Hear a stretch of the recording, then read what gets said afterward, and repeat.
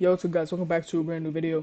Today we have another NBA mock draft reaction, and it is going to be of ESPN's NBA mock draft by Jonathan Givony. My opinion, the best draft analysis there is out right now.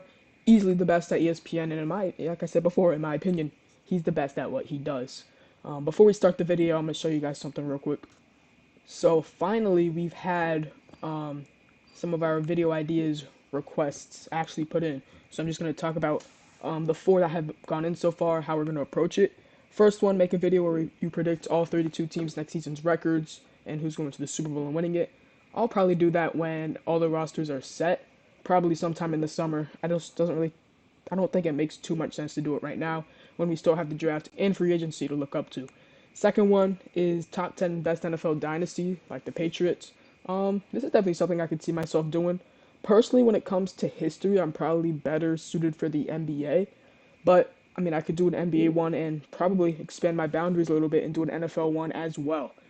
Third one is Madden video about rebuilding the Bears, but with Caleb Williams instead of Justin Fields. I didn't really plan or haven't really planned to make, video game content on this YouTube channel. But, I mean, if enough people want it, I guess you can put it in the comment section of this video, but wasn't really planning to do it, but I guess we'll see what happens. And last one is actually one I haven't seen yet, is breakout players for either this year or next year. Don't know if he's talking about NBA or NFL. I'm going to guess it's NFL because NBA season going on right now. This is definitely something I can see myself doing. Honestly, probably will definitely do NFL breakout players for next year. Players that can come into their element, maybe get a new starting position that they didn't have before. But you guys did click on this video to see my reaction to this mock draft. If you do want me to do a video ideas, suggestion, make sure to go into the description, click the Google Forms link to submit a video idea because, like you saw there, I might not be able to do all of them. Like that Madden one, I'm not so sure about. NFL Dynasty, we'll see. And what was that last one? Oh yeah, and then you have one like predicting the NFL season. I'm going to do that in the summer. But there's a really good chance it gets done. Just make sure it's relevant and I could actually do something with it. So to start off this mock draft, obviously in the front we have Matas Bezelis. 2024 NBA mock draft ignites long-term future and Matas Bezelis' rise. If you are not caught up with the news, Adam Silver has talked about G League Ignite and how they've not been performing well. Like the 3 or 4 years they've been a team, they've had a losing record every year and they've been really bad as well. It's also just talked about how in Europe, players progress a lot faster than they do in the NBA. Has stuff to do with less games and more practices, and while in the NBA, there's more games and less practices. So that's just something right there. We're just focused on the mock draft part of this video and not the Ignites long-term future, though. But Matas Bezelis is definitely someone who's jumped up of my board just a little bit. I think he's probably solidified as a top 7 prospect, where before, or maybe, before I had him as a solidified lottery prospect, had him go 10 or 11 in some of my mock drafts. Now I think he's definitely a top 8-ish prospect. But to start off this mock draft, in the first round we have Zachary Risache to the Washington Wizards. I like this pick. At this moment of time, is Zachary Risache my number 1 player? I'm going to say not yet. It used to be Alex Sarr was my unanimous number 1. And after that, it was Risache, Cody Williams, and Topic in my 2A through 2C. But right now, I'm pretty sure Zachary Risache has jumped into that 1 category, where I'd have Alex Sarr as my 1A player and Zachary Risache as my 1B player. For the Wizards, though, they definitely do need wing help, shooting the ball especially. But they did trade Daniel Gafford at this deadline. Marvin Bagley at this deadline as well. Or they traded for Marvin Bagley, excuse me. But there's definitely a hole at that center position where I think Alex Sarr would fit that pretty well. I'm going to give this pick a B+, because right now I probably would lean Alex Sarr. But let's say if a team like the Pistons ends up with the first overall pick, I think they could definitely look at someone like Zachary Risache because they really already have their franchise guy in Jalen Duren at the 5. At 2, we have Alex Sarr to the Detroit Pistons. Automatically, it's my number 1 overall guy in the class, and he goes to. Interesting though for the Pistons, if we really consider Cody Williams and Alex Sarr closer in terms of draft prospects, we could consider going wing here at 2, but overall, number 1 overall prospect going to. I have to give this an A+, even if the fit is a little weird of Jalen Duren. you have to make that selection. Right now in the NBA, especially in the NBA draft, um, it's really best player available over fit, which is different from the NFL, obviously, because there's a lot more positions. But at this point, best player in the draft class, get him at 2. It's an A plus for me. At 3, we have the Spurs taking Rob Dillingham. I'm sure Nikola Topic, I'm not exactly sure how to pronounce his name. He has been dealing with an injury overseas where he plays. And Rob Dillingham has been playing very steady over this season. Hasn't had too many, or has been pretty consistent over the whole season so far for Kentucky. They've been a pretty solid top 25 team all year, even though they fluctuated through I think right now they're at what, 23, 22, or 18, I think. But overall, Rob Dillingham has been steady, and he's definitely worked himself into being a top 10 pick. Though I do really love the Nikola Topic fit for the Spurs, so just for that, I'm probably going to give this one a B. Yes, Rob Dillingham can be your favorite point guard on the board, but I feel like the Topic 1B pick and roll future is just too good to pass up on. So just for that reason, I'm giving it a B. But Rob Dillingham at 3, I'm glad to see him in the top 5 because I think that is where his talent is right now. Sorry if you guys heard a little bit of noise there, but that was my third overall pick. At 4, we have the Charlotte Hornets taking Matas Buzelis out of the G League Ignite. I do like this for Matas Buzelis. I think he has jumped up the draft boards a lot, and Ron Holland, who has a season-ending hand injury, is probably going to fall down a little bit from where he was probably a consensus top 10 guy. We could see him slip into the early teens. But I do like Matas Buzelis' jump. He's been playing a lot better recently. To the Hornets, I know he does have him ranked above Cody Williams, but at this point, I think it's a lot closer than what I had it, just a couple weeks ago. So I'm gonna give this one an A minus. The Hornets are in pretty desperate need of wings right now. Miles Bridges probably out at the end of this season. Brandon Miller is a long-term guy, and other than that, you really don't have anybody. So I do like the Matas Buzelis pick. At 4, at 5, we have the Portland Trailblazers taking Cody Williams. I think this is an amazing fit. I'm gonna give this one an A. Yeah, he just fits their forward needs so well. Obviously, right now you do have Simon, Scoot, Brogdon, and Shaden Sharp. A lot of guards that all deserve playing time, but at some point we're going to have to trade some of those guys. Cody Williams could play stretch 4, possibly. I definitely like him more as a 3, but if he has to play the 4 next to Shaden Sharp at the 3, then at the 2 we have Simons, and at the 1 we have Scoot. I do think they should move on from Simons, though, just to give the Scoot Sharp, that backcourt. But I like Cody Williams at 5 to the Blazers, especially if they end up moving on from Brogdon and Simons. I'm going to give this one an A. Arguably my second best prospect in this class, getting him at 5. It's an amazing value. At 6, we have the Raptors taking Nikola Topic. Yeah, I like this pick a lot. They are in good need of, real point guard play. I know they have Emmanuel Quickly right now, but looking at his stat, right now is averaging 3.8 assists. Not terrible. Definitely moved up from earlier this season. But we can bring in a guy like Nikola Topic, who in my opinion can come in right away and average 7 assists per game. That's just the type of player he is. Also, definitely one of the younger players in this draft class. These overseas guys a little bit younger than the American guys. Rob, 19. Matas Buzelis, 19. Cody Williams, 19. Then Risache, Sar, and Topic all in the 18. I love this pick for the Raptors. I'm going to give this one an A+. I think it's an amazing value at 6, for someone who could probably end up going top 3 in this draft.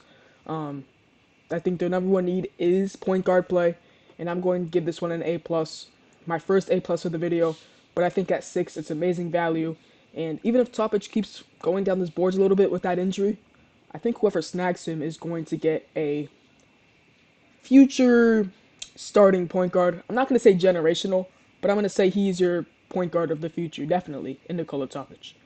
At 7, we have the Grizzlies taking Jacoby Walter, giving Ja Morant another backcourt mate. Right now you do have Desmond Bane, but I guess he could technically move to the 3. But at the end of the day, Jacoby Walter, I think whatever team he goes to, he won't start right away. I definitely view him as a scoring guard off the bench, someone who could pack a punch right away. I really like the pick for the Grizzlies. I think they do need some more bench scoring at this moment, especially when their team is full strength. Jacoby Walter also can go in this really just like this 6 through 12 range. Like, I could see him go anywhere through there.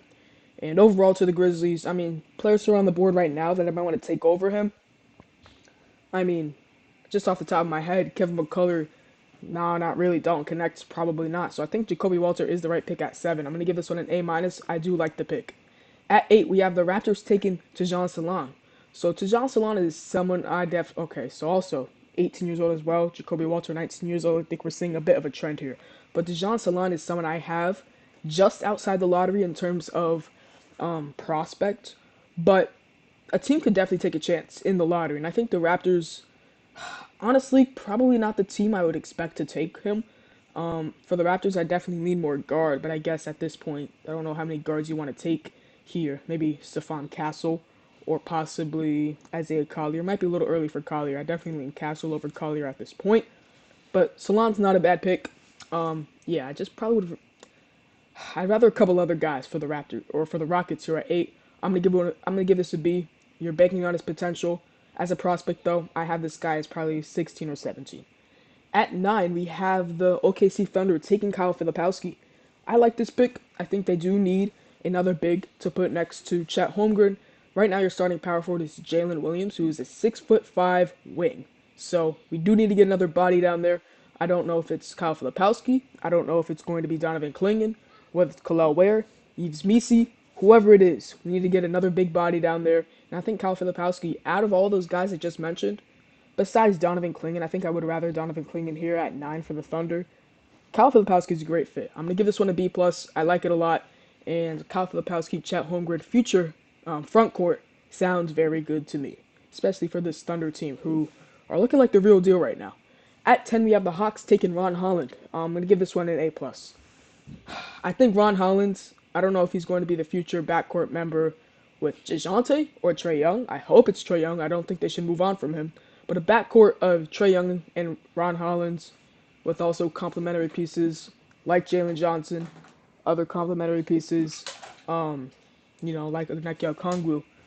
I really like the pick at 10 for the Hawks.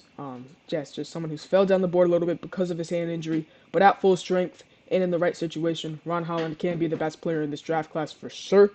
But unfortunately, that hand injury is going to push him down the boards a little bit. I'm going to give this one an A+.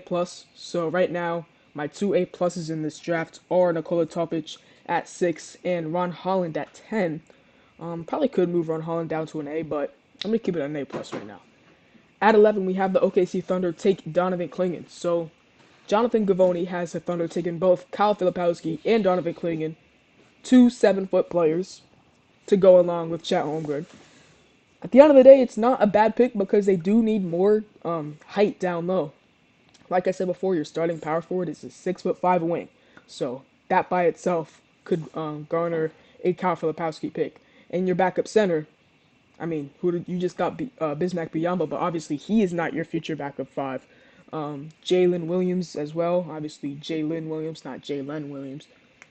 He's probably good enough to be a backup 5, but I think Donovan Clingan does project to be the better player at the end of the day, especially on the defensive side of the ball. Honestly, I don't hate the two big picks, or the two bigs that they picked at 9 and 11.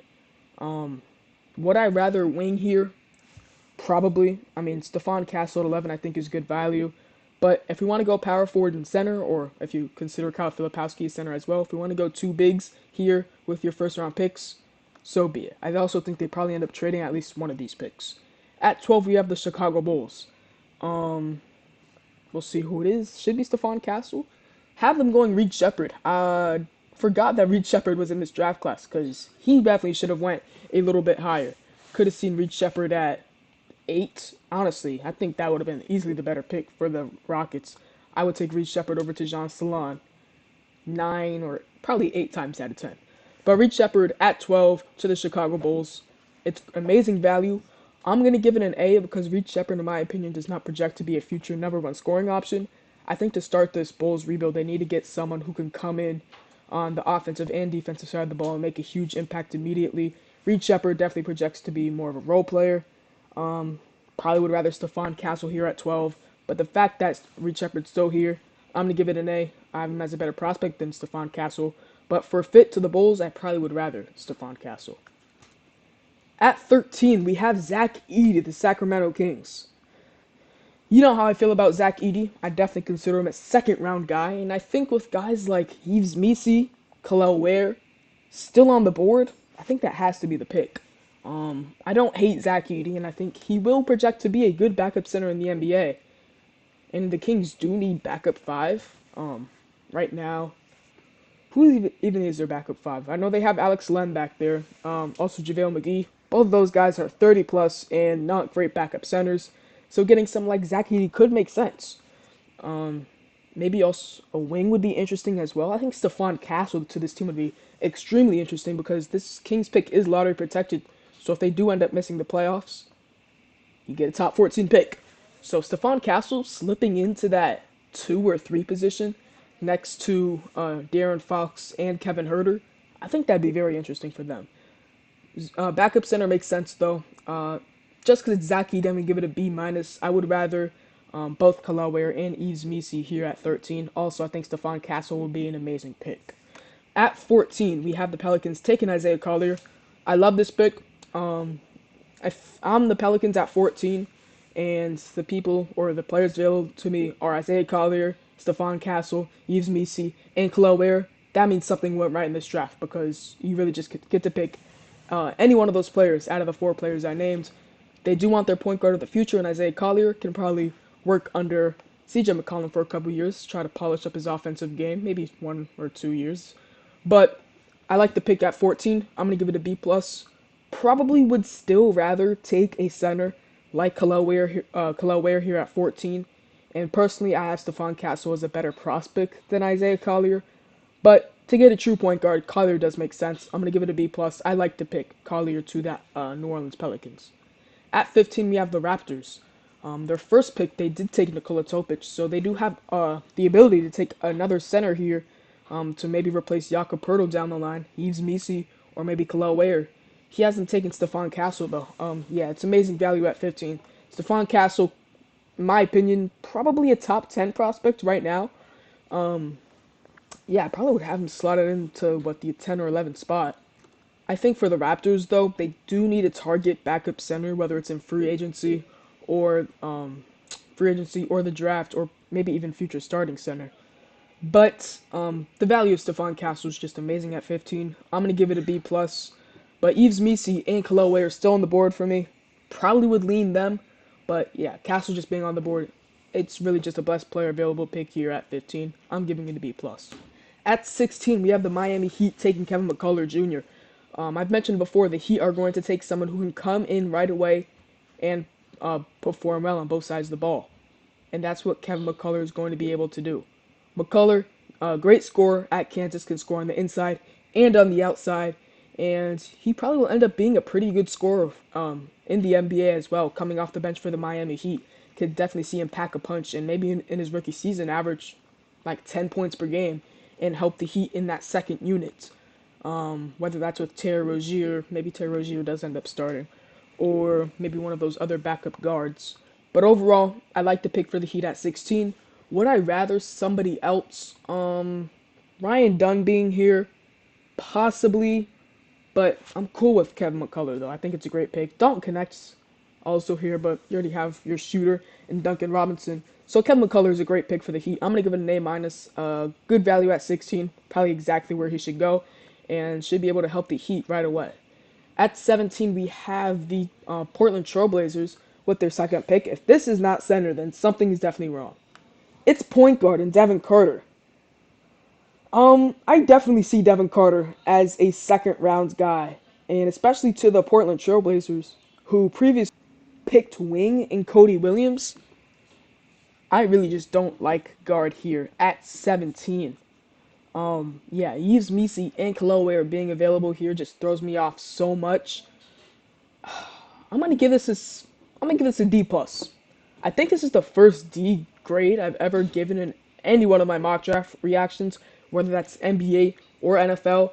But I just think Devin Carter does not make sense for the Portland Trailblazers at 17. But Jonathan Givony does know more than me, so I can say that. But Yves Missi and Kalaway being available at 17 just feels so perfect for the Blazers. But they take backup point guard in Devin Carter, who's going to be, the fourth point guard for you guys right away? You have Scoot, you have Brogdon, you have Simons, and you have him. I guess they do plan to move somebody, but is it really worth moving Anthony Simons or Malcolm Brogdon just to have Devin Carter slotted in. Doesn't make too much sense for me. I'm giving this a B plus. I don't like the pick at all. Yeah, he's missing Chloe still being on the board. Like, you got to pick him here at 17. At 18, we have the Magic taking Dalton Connects. Love this pick. If he slides to 18, I think I might have to give this one an A plus. Dalton Connect, I've seen lottery. I've seen him at 12, I think, in some cases. If he drops all the way to 18 and the Magic are able to snag him, it's an amazing pick. They're in desperate need of shooting, and Dalton Connect is one of the best shooters in this draft class. Would I call him the best? You do have Reed Shepard, who's shot amazing so far. So has Cody Williams, but at less of a volume. I'd say Dalton Connect is definitely a better shooter than Reed Williams, or not Reed Williams, jeez, Cody Williams and Reed Shepard. And then obviously you have guy at the top, Zachary Sacher, who honestly probably would still take Dalton Connect and the shooting aspect over him. So you possibly take the best shooter in the class at 18. I think it's an amazing pick for the Magic, another team who's trying to contend or trying to build to be a contender. I'm giving this an A+. At 19, we have the Knicks taking Tyler Smith. He's definitely someone who's flown up the draft boards for me. I know he is at 19, but honestly, I probably showed in a video. I did make a NBA draft big board. It's not fully done yet. I think right now probably top 35, and I'm just getting the rest of the names in there. Tyler Smith is definitely at this point a late lottery to, okay, I'll say like 14 to 20 type of player, when before he was definitely a early to mid 20s type of player.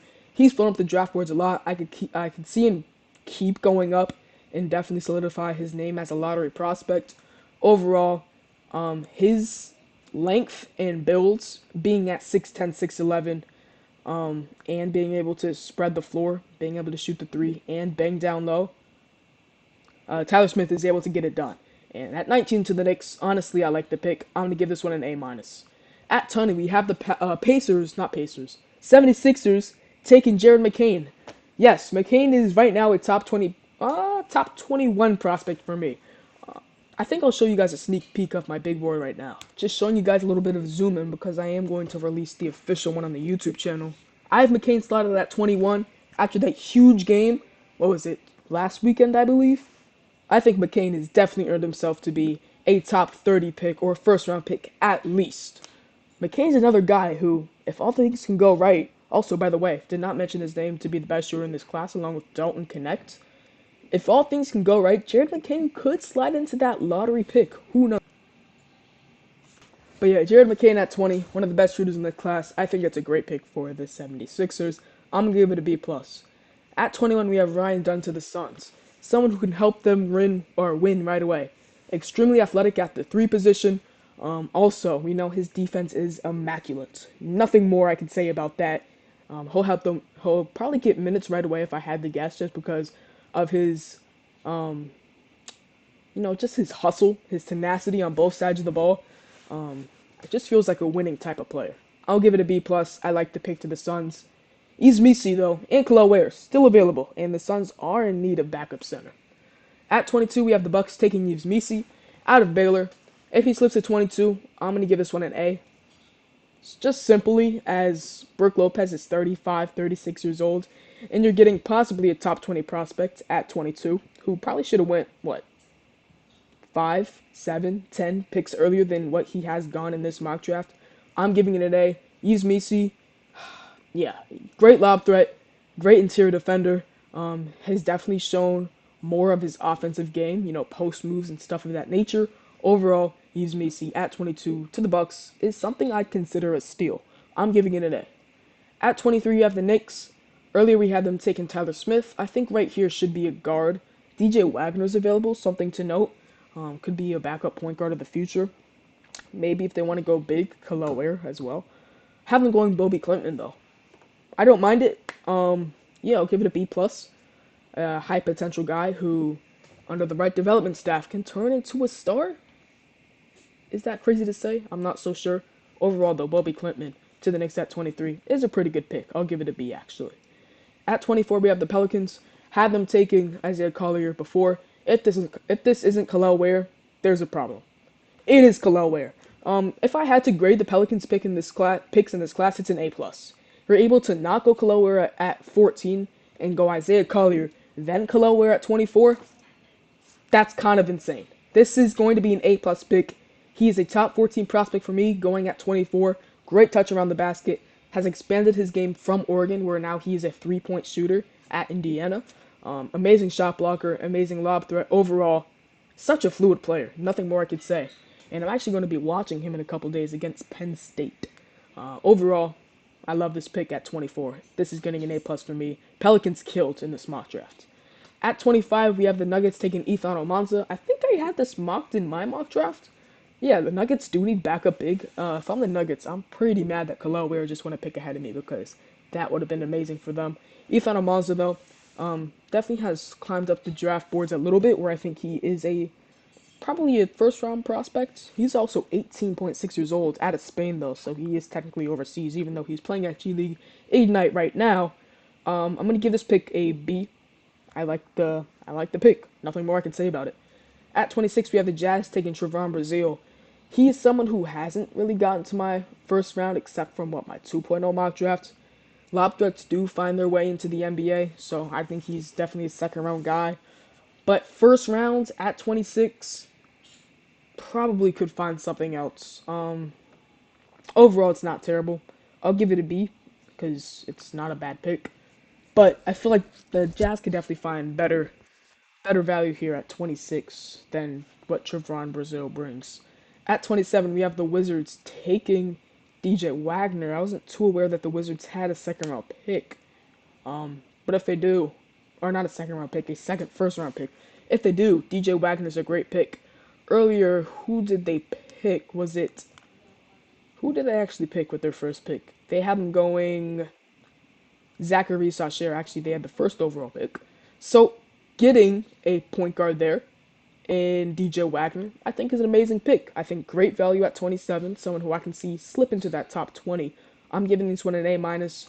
Wizards do need you do have Tyus Jones right now and Jordan Poole, two guys who I wouldn't really consider your point guards of the future.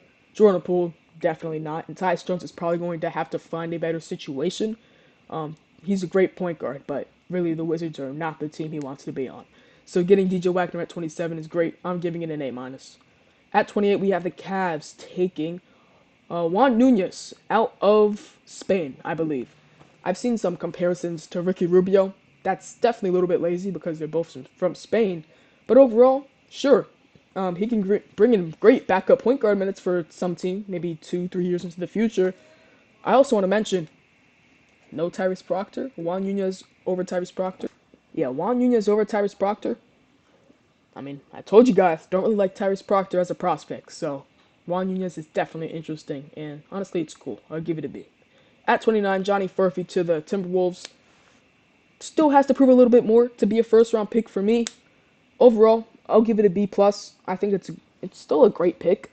Someone who could maybe slip into that backup point guard of the future. Definitely someone still on the board that I'd take is A.J. Mitchell. I see him as a solidified first-round pick, at least in my opinion. So I think the value at 29 would be great for him. But honestly, Johnny Furphy, not too terrible. 6'9", and could possibly be a point guard. Who knows? I'll give it a B. A.J. Mitchell would have been an A+, though. Just saying. At 30, we have the Celtics taking Tyler Kolek out of Marquette. Actually, I was at the UConn Marquette game, last weekend, where UConn eviscerated them. That's just the way it went. Then, of course, a couple of days later, they got destroyed by Creighton, so not much I can say about that. But overall, I wouldn't consider Tyler Kolek as a first-round prospect right now. I'll give it a C+. I think A.J. Mitchell right here would be a better pick. Also, could look at Adama Ball, Tyrese Proctor, Bronny James. Let's see, you want LeBron? Go take Bronny James right there. But overall, it's a pretty good mock draft. And some guys want to look at in the second round. Melvin Njinka, 31, Kaishan George, someone I like a lot. I hope he gets into my first round mock draft the next time I do it. Bub Carrington, interesting. Anyone too big? Adam Bona. Also Iguodaro, Tristan da Silva. Terrence Shannon goes at 43. I saw some people say he was a first round guy. I disagree about that. Alex Caravan going at 49. PJ Hall, 53. It's a pretty good value. Same thing with Deron Holmes and Hunter Salas. And 58, Yeah, the Suns and the Sixers forfeited their pick. Yeah, don't tamper. Don't lose your draft picks. They are valuable. Overall, great mock drafts. Jonathan Givony, in my opinion, the best in the game at what he does. So can definitely take some notes of this. Maybe move Juan Nunez up the boards a little bit. Also, maybe even Tyler Kolek, even though this might have been before the this might have been before the UConn games. So we'll see if he still is a first round guy. But overall, it was a good mock draft. Hope you guys enjoyed the video. Um, yeah, we're on the road to what? I guess we're on the road to 240 subscribers. I'll say 300. Actually, no, I'll say 250. Yes, just get to 250. Overall, my plan is to get to 1,000 before summertime. That might be a little rich, but I think with the content we've been posting, with the consistency we've been on, it's definitely possible. Thank you for watching this video. See you next time. Peace.